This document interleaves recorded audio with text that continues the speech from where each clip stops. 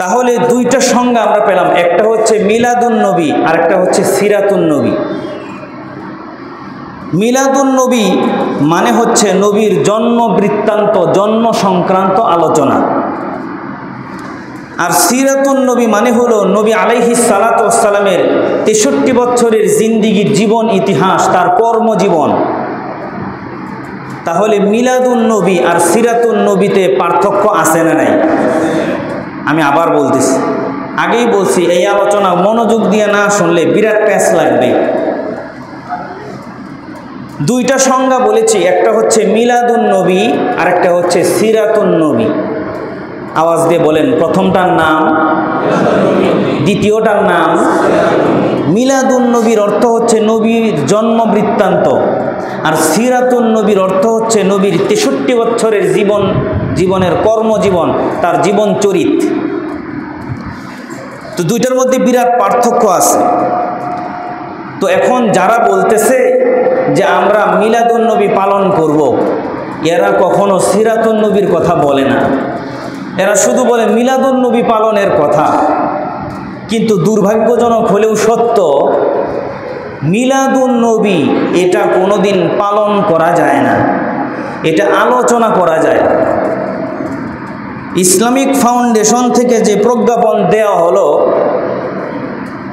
ভাবগাম্ভীর্যের সাথে মিলাদুন নবী পালিত হবে অমুক দিন, অথচ মিলাদুন নবী পালন করা পৃথিবীর কোনো মানুষের পক্ষে সম্ভব নয়, এবং এটা পালন করার কোনো বিষয়ও না। এখানে পালন শব্দটা সম্পূর্ণ অযৌক্তিক, সম্পূর্ণ এটা হচ্ছে একটা ভুল প্রচলন। মিলাদুন নবী আলোচনা হতে পারে, মিলাদুন নবী পালন হতে পারে না। আমি আবার আপনাদেরকে এই কথাটা মনে রাখার জন্য সকলের সমীপে আরজ করতেছি যে মিলাদুন নবী এটা পালন করা যায় না, পালন করার বিষয়ও না, এটা আলোচনা করা যায়। পক্ষান্তরে আমরা যেই আরেকটা সংজ্ঞা জানলাম সিরাতুন নবী, সিরাতুন নবী এটা আলোচনাও করা যায় এবং করতে হবে, এবং পালনও করা যায়, করতে হবে। তো মিলাদুন নবী শুধু আলোচনা করা যায়, পালন করা যায় না। যারা পালন করতেছে আর মানুষকে দাওয়াত দিতেছে মিলাদুন নবী আসো পালন করি, কিভাবে পালন করা আদৌ সম্ভব নয় তার একটা একটা করে প্রমাণ আপনাদেরকে দিই। এক নাম্বার প্রমাণ, আমাদের নবীর মায়ের নাম কি বলেন? সবাই বলেন আমেনা। অনেকে বলতেও ভয় পায় যদি ভুল হয়। চিন্তা করছেন, যদি জিজ্ঞাসা করি বাংলাদেশের 5 জন বা 10 জন টপ 10 নায়কের নাম বলেন, এক সিরিয়ালে বলে দিবে। নায়িকার নাম বলেন, ধুমসে বলে দিবে। খেলোয়াড়ের নাম বলেন, ধুমসে বলে দিবে। নবীর মায়ের নাম কি তা বলতে সংকোচ, দ্বিধা, ভয় যদি না হয়। ঠিক না ভাই? ঠিক। এটা খুবই দুঃখজনক। তো নবীর মায়ের নাম আমেনা। নবীর মা বলেন, দুনিয়াতে যত মায়েরা আছে তাদের সন্তানদেরকে গর্ভে ধারণ করে, আমিও আমার পুত্র মুহাম্মদকে গর্ভে ধারণ করেছি। 10 মাস 10 দিন সন্তানকে গর্ভে ধারণ করার এই দীর্ঘ সময়ে মা কত যন্ত্রণা, কত ব্যথা, কত বেদনা, কত দুঃখ, কত কষ্ট তারা স্বীকার করে, বরণ করে। এটা বর্ণনা দিয়ে কোনোদিন বোঝানো যাবে না। কোনো সন্তান মায়ের এই 10 মাস 10 দিন গর্ভে ধারণ করার যে কষ্ট সহ্য করে সন্তানকে দুনিয়ার আলো দেখিয়েছে, কিয়ামত পর্যন্ত সন্তান হায়াত পেলে সন্তান যদি শুধু মায়ের খেদমত করে, মা 10 মাস সন্তানকে গর্ভে ধারণ করে যে কষ্টের স্বীকার করেছে, সেই ঋণ কোনোদিন শোধ হবে না। ঠিক না বে ঠিক? এই পরিমাণ কষ্ট এবং বেদনা মাকে সহ্য করতে হয়। নবী মুহাম্মদুর রাসূলুল্লাহর মা আমেনা বলেন, আমার সন্তান মুহাম্মদকে আমি 10 মাস গর্ভে ধারণ করেছি। সন্তান গর্ভে ধারণের কষ্ট কি জিনিস আমি কোনোদিন টেরই পাই নাই। আল্লাহু আকবার। উনি বুঝাইতে বললে বুঝেও না, খালি শুনে যে কষ্ট, উনি বুঝে না। কেমনে বুঝবে? ওনার তো কোনো ব্যথাই হয় নাই। নবীর জন্ম সংক্রান্ত বিষয়কে বলে মিলাদুন নবী। নবীর জন্মের ইতিহাস শুরু হয়েছে নবী মায়ের গর্ভের আসার মাধ্যমে। এটা নবী জন্মের একটা ইতিহাসের সংক্ষিপ্ত অংশ। এবার আপনারা বলেন, মায়ের পেটের ভিতরে সন্তান আসলো, ভূমিষ্ঠ হবে, এই যে সময়টা নবীর জন্মকালীনের একটা ঘটনা, একটা কথা, এটা মিলাদুন নবীর অংশ। এটা শুধু আলোচনা করা যায়। আপনারা বলেন, পৃথিবীর কোনো উম্মত কি কিয়ামত পর্যন্ত চেষ্টা করে মায়ের গর্ভে 10 মাস কষ্ট না দিয়ে জন্মগ্রহণ করার যেই সুন্নত নবী করেছেন, এটা পালন করতে পারবে? আমার কথা বুঝেন নাই, পারবে? কাজেই নবীর জন্মের যেই বিষয়টা, মিলাদুন নবীর প্রথম একটা পয়েন্ট হলো নবীর মায়ের গর্ভে এসেছেন, জন্ম হয়েছে। এই মায়ের গর্ভ থাকাকালীন নবী কোনোদিন মাকে কষ্ট দেয় নাই, মায়ের কোনো বেদনা হয় নাই। যেই আমল, যেই সুন্নত পৃথিবীর কোনো মানুষ পালন করতে পারবে না, যেটা নবী মুহাম্মদুর রাসূলুল্লাহর কেবলমাত্র তার মুজিজা। এখানেই শেষ নয়, মূল হেডিং মনে রাখুন, মিলাদুন নবী পালন করা যায় না। যারা শুধু বলতেছে পালন করতেছি, আপনারাও পালন করেন, আরে বেটা তুই কি করে পালন করবি, এটা পালন সম্ভব নয়। পালন শব্দটা প্রয়োগ এখানে শুভনীয় নয়, এখানে এটা সংযোগ করাও এটা কোনোভাবেই সমর্থন করে না। 2 নম্বর, মা আমেনা বলেন, সন্তান প্রসব করতে গিয়ে অনেক মা ব্যথার বেদনায় এমন অবস্থা হয়, শেষ পর্যন্ত তারা অজ্ঞান হয়ে মরে যায়, পৃথিবীর থেকে বিদায় নিয়ে চলে যায়। আধুনিক স্বাস্থ্যবিজ্ঞান বলছে, স্বাভাবিক নর্মাল ডেলিভারিতে মা প্রসব করতে গিয়ে যেই ব্যথা হয়, এটা যদি স্রষ্টা সহ্য করার ক্ষমতা আল্লাহ না দিতেন, এই পরিমাণ ব্যথার পরে মানুষ বাঁচতে পারে না, সমস্ত মানুষ হার্ট ফেল করে মারা যাবে। আমি আপনিও কিন্তু আমার আপনার মাকে এভাবে কষ্ট দিয়ে দুনিয়াতে এসেছি। মায়ের সামনে আঙ্গুল নাড়িয়ে কথা বলার আগে, মায়ের সামনে চোখ রাঙিয়ে কথা বলার আগে শুধু আপনার জন্মের বিষয়টা মনে রাখবেন, আশা করি।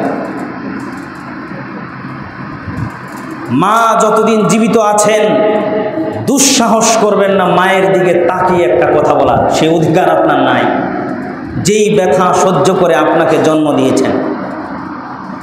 যখন দুনিয়াতে নতুন প্রথমবার মানুষ মা হয়, বিশেষ করে মায়েরা খুব বেশি সিরিয়াস হয়ে যায়, বিদায় নেয়, আর মাফ করে দিও, বোধহয় বাঁচব না রে, মৃত্যুর জন্য প্রস্তুত হয়ে যায়। আর এত ব্যথা, এত বেদনা সহ্য করে মা তার সন্তানকে প্রসব করেন। অথচ আমাদের নবী মুহাম্মদুর রাসূলুল্লাহর মা আমেনা বলেন, আমি শিশু মুহাম্মদকে প্রসব করলাম, আমার গর্ভে আছে, খালাস হয়ে গেল, ভূমিষ্ঠ হইল, কোন দিক দিয়ে বের হয়ে গেল আমি টেরই পাইলাম না। আল্লাহু আকবার। কোনো ব্যথাই হয় নাই। নবীর জন্মের বিষয়টা কি স্বাভাবিক না অস্বাভাবিক? অস্বাভাবিক বিষয়, অলৌকিক বিষয়। এবার আপনাদের কাছে প্রশ্ন করি, এটার নাম হইল মিলাদুন নবী, মানে নবীর জন্ম। এই নবীর জন্ম পালন কিভাবে হতে পারে, এটা আলোচনা হতে পারে। যে সমস্ত লোকেরা নবীর জন্মদিন পালন করতেছে আর সবাইকে ঈদে মিলাদুন নবী, মানে নবীর জন্ম পালন করতে বলতেছে, নবীর জন্ম তুমি কিভাবে পালন করবে? পৃথিবীর কোনো মানুষ কি কিয়ামত পর্যন্ত চেষ্টা করেও পারবে মায়ের গর্ভ থেকে দুনিয়াতে ভূমিষ্ঠ হবে অথচ মাকে কোনো কষ্ট দেবে না? এটা কি মানুষের পক্ষে সম্ভব? আওয়াজ দিয়ে বলেন, সম্ভব? সম্ভব নয়। এটা কেবলমাত্র নবীর পক্ষে সম্ভব। কাজেই নবীর মিলাদুন নবী তুমি পালন কিভাবে করবে, এটা পালন করার বিষয় নয়, এটা আলোচনার বিষয়। 3 নাম্বার, আমাদের নবী যখন জন্মগ্রহণ করলেন, এটা এই সবগুলো যা বলতেছি সব মিলাদুন নবী। মিলাদুন নবী যে আলোচনার, পালনের না, তার প্রমাণ দিচ্ছি। আমাদের নবী যখন জন্মগ্রহণ করেছেন, মায়ের শরীর থেকে বিশেষ প্রক্রিয়ায় মায়ের নারের সাথে সন্তানের নারের কানেক্ট করে দেয় কে? মায়ের পেটের ভিতরে একটা ইনডেনসিট কেয়ার ইউনিট, একটা সুরক্ষিত প্যাকেট, কোরআনে যাকে বলা হয়েছে ফি কারারিন মাকিন, একটা সুরক্ষিত প্যাকেটের ভিতরে আল্লাহ আমাকে আপনাকে সংরক্ষণ করেছেন। সেখানে পৃথিবীর কোনো সায়েন্স ল্যাবরেটরি, পৃথিবীর কোনো বিজ্ঞানী, কোনো মানুষ আমাকে আপনাকে খাওয়াতে পারে নাই। ওইখানে ছোট্ট থেকে একেবারে নাপাক পানির সামান্য বিন্দু থেকে ওই বিশাল আকৃতির মানুষ যে আল্লাহ পেটের ভিতরে বানালেন, তিল তিল করে বড় করেছেন কে? সেখানে বড় করলেন কিভাবে? আমার আপনার নারের সাথে মায়ের রক্তের কানেকশন করে দিয়েছেন আল্লাহ। আমার আপনার এই নারের মাধ্যমে, তারের মাধ্যমে রক্ত এসেছে, শরীর বড় হয়েছে। এই যে বড় করা হলো তিল তিল করে, জন্মে মানুষ যখন জন্ম নেয়, সন্তান আর মায়ের সাথে যে নারের কানেক্ট থাকে ওটাকে কেটে দিয়ে আলাদা করতে হয়। আমার আপনার সবরেরই এইভাবেই জন্ম হয়েছে, মানে জন্মের পরে আমাদের নার কেটে দিতে হয়েছে। অথচ আমার আপনার নবী মুহাম্মদুর রাসূলুল্লাহ মা আমেনার গর্ভ থেকে জন্মগ্রহণ করেছেন, নার কাটার প্রয়োজন পড়ে নাই, নার কাটা অবস্থায় জন্মগ্রহণ করেছেন। এবার পৃথিবীতে কোনো মানুষ কি এই মিলাদুন নবী পালন করতে পারবে? নবী যেভাবে জন্ম হয়েছে সে এইভাবে পালন করতে পারবে? এইভাবে জন্ম হইতে পারবে? পারবে না। এটা শুধুমাত্র আলোচনা করা যায়, পালন করা যায় না। 4 নাম্বার, নবী জন্মের পরেই সেজদা দিয়ে তিনি মালিকের দরবারে সেজদা শুকরিয়া আদায় করেছেন। জন্মের পরেই আমরা শুধু আওয়াজ দিয়ে কান্নাকাটি করেছি, কথা বলার মতো কোনো ভাষা আমাদের ছিল? বিপরীত মুহাম্মদুর রাসূলুল্লাহ জন্মের পরেই তিনি মালিকের দরবারে সেজদা দিয়ে শুকরিয়া আদায় করেছেন। সুবহানাল্লাহ। নবীর জন্মের ইতিহাস, মিলাদুন নবীর অংশ, এটা পালন করা যায় না, আলোচনা করা যায়। কোনো মানুষ চাইলেও জন্মের পরে সেজদা দিতে পারবে? পারবে না। 5 নাম্বার, জন্মের পর নবী আলাইহিস সালাতু ওয়াস সালামের যখন জন্ম হলো, তখন ওই আকাশের চাঁদ, সূর্য, গ্রহ, নক্ষত্র নবীজির সম্মানে তারা আকাশ থেকে সেজদানত অবস্থায় মাথা নিচের দিকে ঝুঁকিয়ে দিয়ে নিচের দিকে আসতেছিল। সহিহুল বুখারীর জগৎ বিখ্যাত ব্যাখ্যা গ্রন্থ ফাতহুল বারি কিতাবের মধ্যে হাদিস এনেছেন, রিওয়ায়েত এনেছেন হাফেজ ইবনু হাজার আল আসকালানি রহমাতুল্লাহি আলাইহি। তিনি হাদিস বর্ণনা করেন, একজন মহিলা আমাদের দেশে যাদেরকে আমরা বলি দাইমা, নর্মাল ডেলিভারিতে যে সকল মহিলারা সহযোগিতা করে, এ সকল মহিলাদেরকে আমরা দাইমা বলি। আমাদের নবীর জন্মের দিনও, জন্মের রাতেও মা আমেনার পাশে সহযোগিতা করার জন্য একজন মহিলা উপস্থিত ছিলেন, এই বিষয়ে পারদর্শী ছিলেন। ওই মহিলার নাম হইল ফাতেমা বিনতে আব্দুল্লাহ। নবীর নিজের মেয়ের নাম ফাতেমা। আবার নবী যেদিন মায়ের গর্ভ থেকে জন্মগ্রহণ করবেন, ওই মাকে সহযোগিতা করার জন্য যেই দাইমা ছিল, যেই মহিলা, ওই মহিলার নামও ছিল ফাতেমা। ওই মহিলা বর্ণনা করেন, মা আমেনা শিশু মুহাম্মদকে যেই রাত্রে জন্ম দিবেন, তিনি যেদিন প্রসব করলেন, ওই রাতের অন্ধকারে মা আমেনার ঘরের ভিতরে আমি, ফাতেমা নামক মহিলা বলেন, আমিও উপস্থিত ছিলাম সহযোগিতা করার জন্যে। শেষ রাতের ঘুটঘুটে অন্ধকার সময়, এরকম একটা অন্ধকার আচ্ছন্ন সময়ে শিশু মুহাম্মদ মা আমেনার গর্ভ থেকে দুনিয়াতে আসলো। নবী মুহাম্মদ আসতে দেরি, হঠাৎ করে আমি দেখলাম এই অন্ধকারের ভিতরে এমন একটা নূর, এমন একটা আলো, এমন একটা প্রজ্বলন, এমন একটা জ্যোতি, এমন একটা নূরান্বিত আলো নিয়ে পরিস্ফুটিত হয়ে গেল। আল্লাহর কসম, এত আলো আমি আমার জীবনে কোনোদিন দেখি নাই। আমার মনে হলো চন্দ্র সূর্য সবগুলো একই সাথে আমেনার ঘরের ভিতরে উদিত হয়ে গেছে। বিষয় বুঝার জন্য আমি আশ্চর্য হয়ে গেলাম, মনে করলাম রাত থাকতেই হঠাৎ কি সূর্য উদিত হয়ে গেল নাকি। বুঝার জন্য আমেনার ঘর থেকে দরজা দিয়ে বের হইলাম। বের হয়ে দেখি আকাশের লক্ষ লক্ষ তারকারাজি, চন্দ্র সূর্য গ্রহ নক্ষত্র, গ্যালাক্সি, মিল্কওয়ে, নেপচুন, ইউরেনাস, সমস্ত গ্রহপুঞ্জ বিশ্বনবীর আগমনের খুশিতে আনন্দিত হয়ে সকলেই সেজদায় অবনত হতে যাচ্ছে। সবাই মাথা নিচু করে নিচের দিকে চলে আসতেছে। আমি ভয়ে আবার ঘরের ভিতরে চলে আসলাম। আকাশের চাঁদ নবীর সম্মানে কদমে পড়ে গেছে। নবীজিকে চিনেছে বনের অবলা প্রাণী, বনের হিংস্র জীবজন্তু জানোয়ার, তারাও নবীজিকে চিনত, নবীজিকে বুঝত, তার কদমে তারা সেজদায় পড়ে যেত। দুর্ভাগা আর হতভাগা হচ্ছে আমরা, ওই নবীর উম্মত হতে পেরেও নবীজিকে আমরা চিনলাম না। ঠিক না বা ঠিক?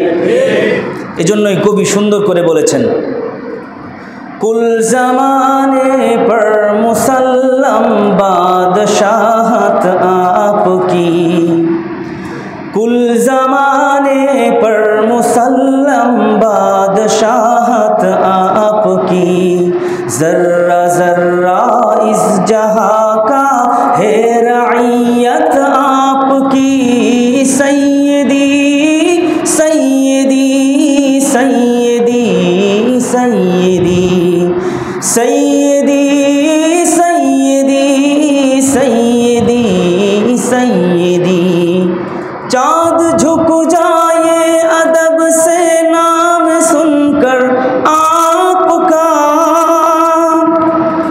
चाँद झुक जाए अदब से नाम सुनकर आपका, जानवर जंगल के करते हैं इताअत आपकी, जर्रा जर्रा इस जहां का है रईयत आपकी, सैयदी सैयदी सैयदी सैयदी सैयदी सैयदी सैयदी सैयदी। আমাদের সৈয়দ, আমাদের লিডার মুহাম্মাদুর রাসূলুল্লাহ সাল্লাল্লাহু আলাইহি ওয়াসাল্লাম। তো সেই নবীকে বন জঙ্গলের অবলা প্রাণীরাও চিনেছে, আমরা নবীর উম্মত হয়ে চিনতে পারিনি, আমাদের জন্য ব্যর্থতা। তো যে কথা বলতেছিলাম, নবীর জন্মের এই যে মিলাদুন নবী, নবীর জন্ম, এটা পালন করা যায় না, আলোচনা করা যায়। 6 নাম্বার, নবী আলাইহিস সালাম যখন জন্ম নিলেন, ঠিক ওই মুহূর্তে মক্কার মুশরিকরা 360টা মূর্তির পূজা করত। তারা কাবা ঘরের ভিতরে এই মূর্তিগুলো স্থাপন করেছিল। নবী মুহাম্মদুর রাসূলুল্লাহ ভূমিষ্ঠ হওয়ার ঠিক ওই মুহূর্তে সমস্ত মূর্তিগুলো হঠাৎ করে জায়গা থেকে পড়ে জমিনের মধ্যে সেজদায় পড়ে গেছে। আল্লাহ! আমার আপনার জন্মের সময়ও হিন্দুদের মন্দিরের মূর্তিগুলো সেজদায় পড়ে যায়, কথা কোন পড়ে যায়? কারণ ঈদে মিলাদুন নবী এটা শুধু আলোচনা করা যায়, পালন করা যায় না। একসাথে 1 লক্ষ উম্মত জন্ম নিলেও কোনোদিন একটা মূর্তি তো দূরের কথা, একটা পুতুলও সেজদায় পড়বে না। ঠিক না ঠিক? মুহতারম হাজিরিন, এরপরে নবীর জন্মের ইতিহাস। নবীর জন্মকালীন সময়ের আরও শত শত বছর, 1000 বছর আগের থেকে 2টা সাম্রাজ্য ছিল অত্যন্ত প্রতাপশালী, একটা রোম সাম্রাজ্য, একটা পারস্য সাম্রাজ্য। পারস্য সাম্রাজ্যের লোকেরা ছিল অগ্নি পূজারী। তারা একটা অগ্নিকাণ্ড সুন্দর করে প্রজ্বলন করেছিল, কখনো নিভতে দেয় না, দিনেও না, রাতেও না, সপ্তাহেও না, পক্ষেও না, মাসেও না, বছরেও না। 1000 বছর যাবৎ প্রজ্বলিত হওয়া একটা আগুন, 1000-এরও বেশি সময় ধরে একটা জায়গায় আগুন জ্বলতেছে, যেটাকে তারা পূজা করে। নিভে যাওয়ার আগেই ওখানে এমন কিছু দেয় যাতে আগুন জ্বলে। নবী আলাইহিস সালাম জন্মগ্রহণ যেই মুহূর্তে করেছেন, পরবর্তীতে ঐতিহাসিকগণ বের করেছেন, ঠিক ওই মুহূর্তে পারস্য সাম্রাজ্যের সমস্ত অগ্নি পূজারীদের যেই 1000 বছর ধরে প্রজ্বলিত আগুন জ্বালিয়ে রেখেছে, নিভতে দেয় না, পর্যাপ্ত ইন্ধন থাকার পরেও নবীর জন্মের ঠিক ওই মুহূর্তে হঠাৎ তপাস করে সমস্ত আগুন নিভে গেল। সুবহানাল্লাহ! আমার আপনার জন্মের সময় আগুন নিভবে? তাহলে নবীর জন্মের ইতিহাস এটা শুধু আলোচনা করা যায়, মিলাদুন নবী আলোচনা করা যায়, পালন করা যায় না। পালন করতে হলে নবী যেরকম করেছেন ওরকম হইতে হবে, এটার কয় পালন। নবীর জন্মদিন পালন করবেন কিভাবে? এটা পালন হইতে পারে কিভাবে? আপনি বলতে পারেন যে আলোচনা করি।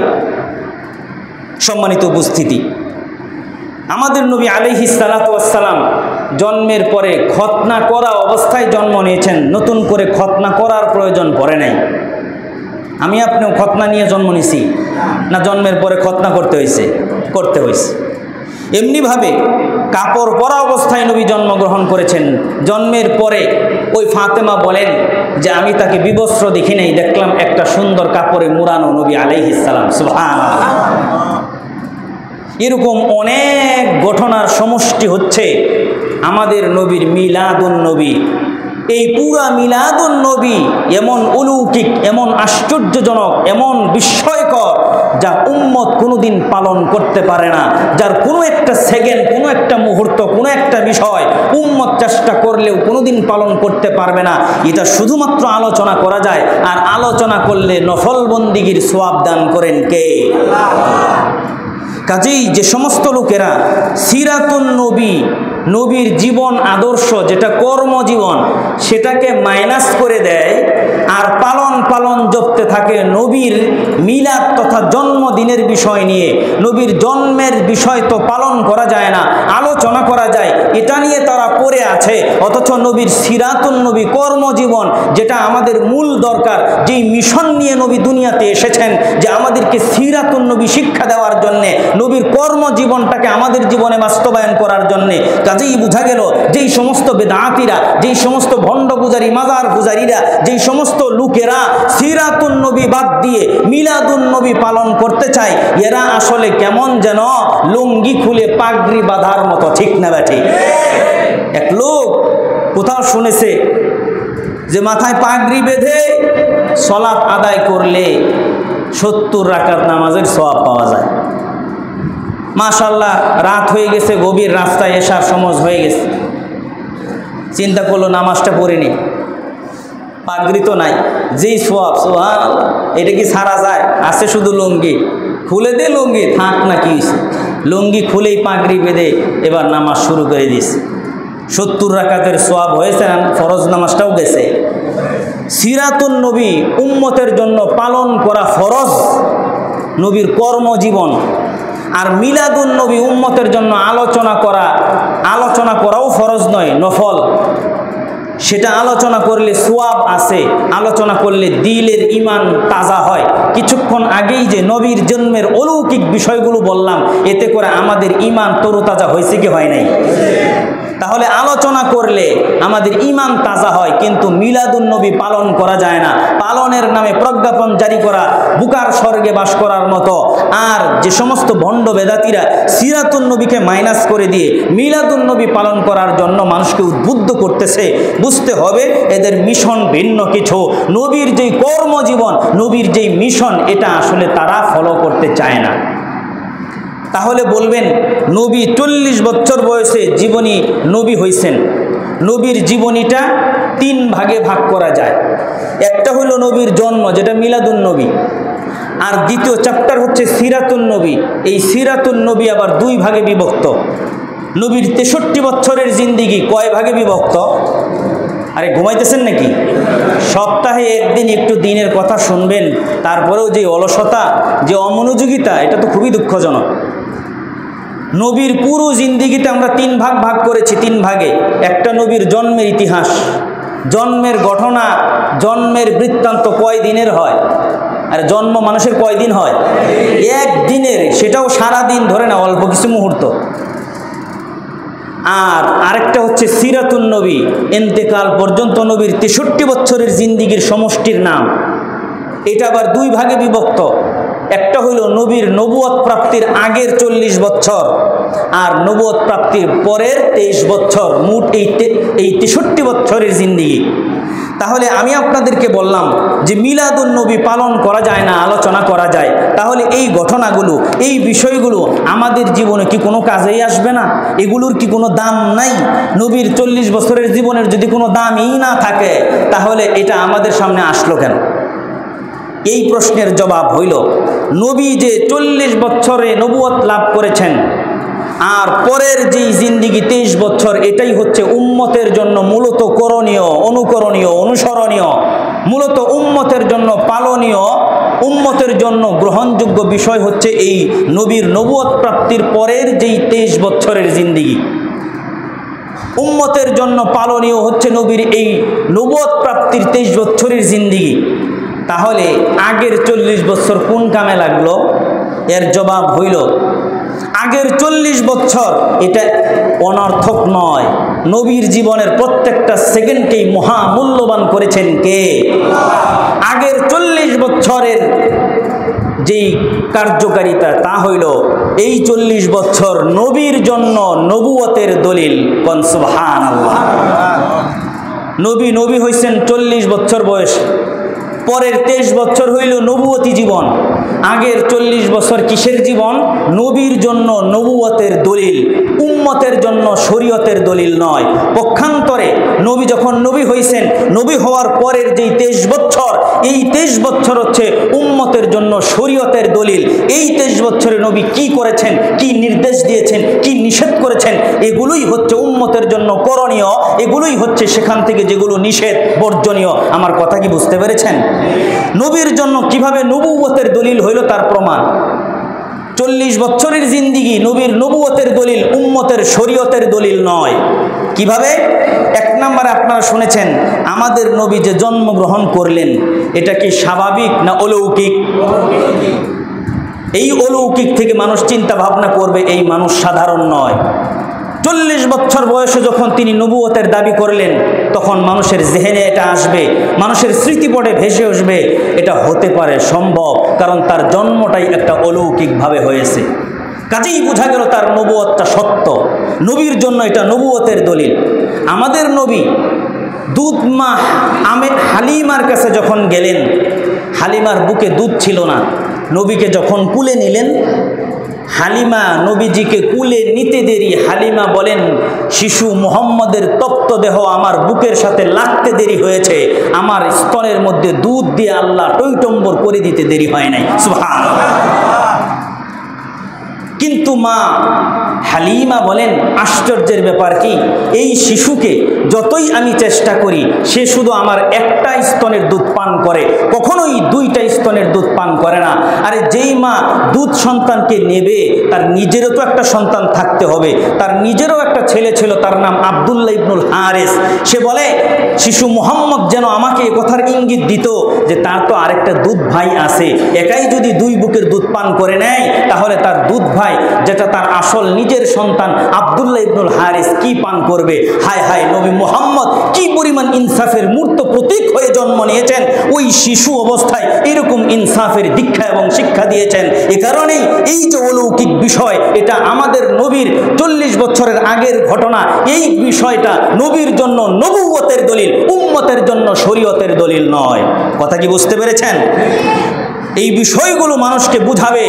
নবী যে নবুয়তের দাবি করতেছে এই লোক তো কোনো সাধারণ পাবলিক না, তার 40 বছরের যে ব্যাকগ্রাউন্ড, কোনোদিন তো তিনি কয় নাই তোমরা বলো লা ইলাহা ইল্লাল্লাহ মুহাম্মাদুর রাসূলুল্লাহ, কোনোদিন তো বলে নাই আমি নবী।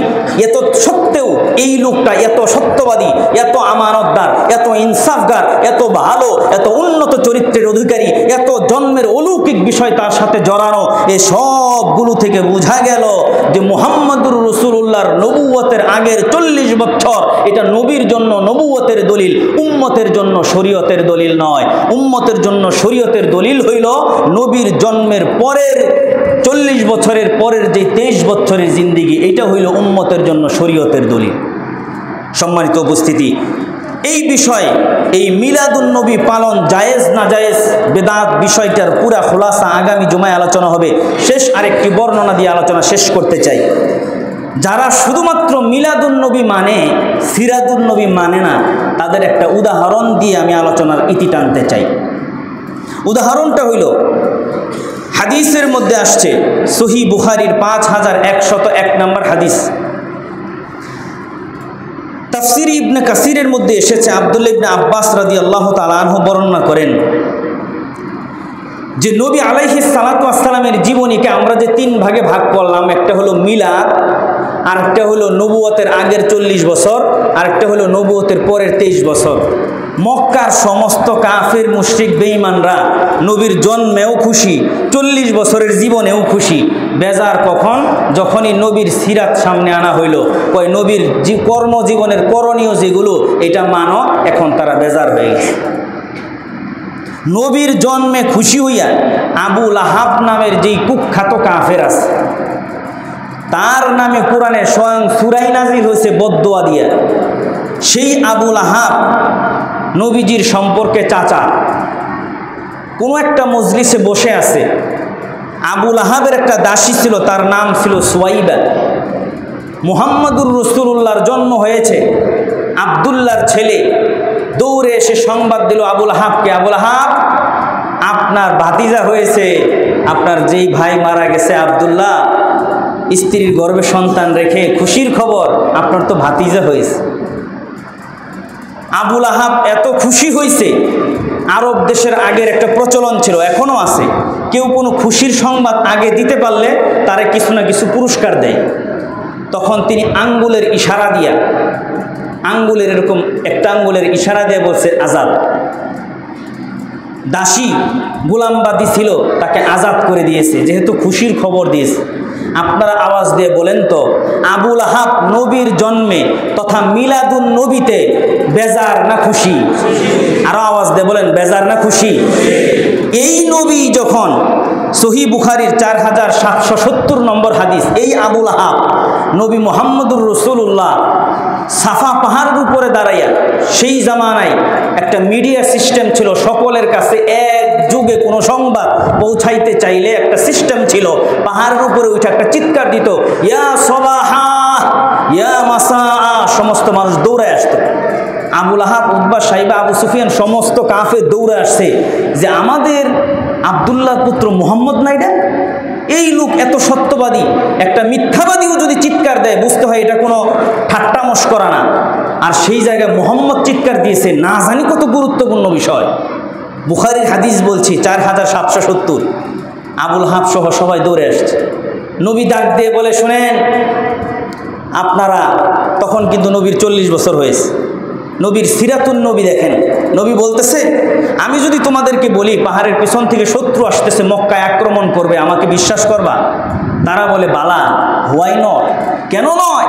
তুমি তো আমাদের মধ্যে সবচাইতে সত্যবাদী, সবচাইতে আল আমিন, সবচাইতে বিশ্বস্ত, সবচাইতে আমানতদার, সবচাইতে উন্নত চরিত্রের অধিকারী, তোমার চাইতে ভালো মানুষ মক্কার জীবনে আর কোনোদিন আমরা দেখি নাই। নবী বলেন, তাহলে তোমরা সেই জাহান্নামকে ভয় করো, ওই আল্লাহর উপরে ঈমান আনো, আর মেনে নাও যে আমি নবী মুহাম্মদুর রাসূলুল্লাহ, তোমাদের লাত মানাত উজ্জাত 360 মূর্তি সব ভেঙে ফেলো। মাথায় আগুন ধরেছে। আবুল আহাব তখন এইভাবে চিৎকার দিয়ে হাততালি দিয়ে বলছে, তাব্বান লাকা সাইরুল ইয়াউম, তোর উপরে সারাদিন আল্লাহর লানত পড়ুক, আল্লাহর লানত পড়ুক। সঙ্গে সঙ্গে আল্লাহ আয়াত নাজিল করে দিয়েছেন, তাব্বাত ইয়াদা আবি লাহাবিন ওয়া তাব, ধ্বংস মুহাম্মদ হবে না, ধ্বংস হোক আবুল আহাব এবং তার 2 হাত ধ্বংস হোক। এই যে আল্লাহ কুদরতি জবান দিয়ে তাব্বাত ইয়াদা আবি লাহাব, আল্লাহ নিজেই অভিসম্পাদ করলেন আবুল আহাবের উপরে। আল্লাহর নবীজিও আয়াত তেলাওয়াত করেছেন, সাহাবী তাবিঈ আজ পর্যন্ত তেলাওয়াত চলছে, কিয়ামত পর্যন্ত চলবে। নবীজিকে একটা গালি দেওয়ার কারণে কিয়ামত পর্যন্ত উম্মত যতবার পড়বে তাব্বাত ইয়াদা আবি লাহাব, আর ওই আবু লাহাবের উপরে আযাব তত বেশি গাঢ় হইতে থাকবে।